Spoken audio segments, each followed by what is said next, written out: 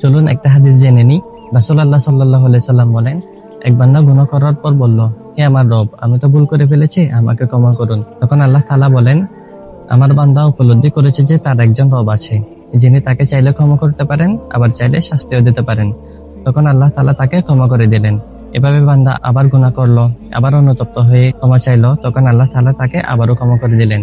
এভাবে 3 বার হওয়ার পর আল্লাহ তাআলা বললেন, বান্দা যতক্ষণ পর্যন্ত অনুতপ্ত হয়ে আমার কাছে ক্ষমা চাইতে থাকবে, আমি ততক্ষণ পর্যন্ত তাকে ক্ষমা করতে থাকবো।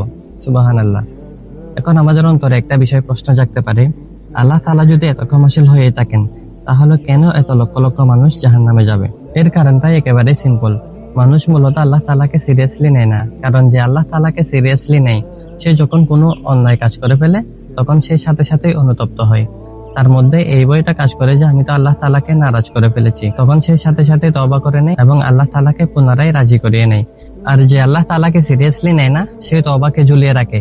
তার উপর আল্লাহ তাআলা রাগ করলো নাকি খুশি হলো, তাতে তার কিচ্ছু যায় আসে না। আর এই কিচ্ছু যায় না আসার কারণটাই মূলত মানুষকে জাহান্নামে নিয়ে যায়।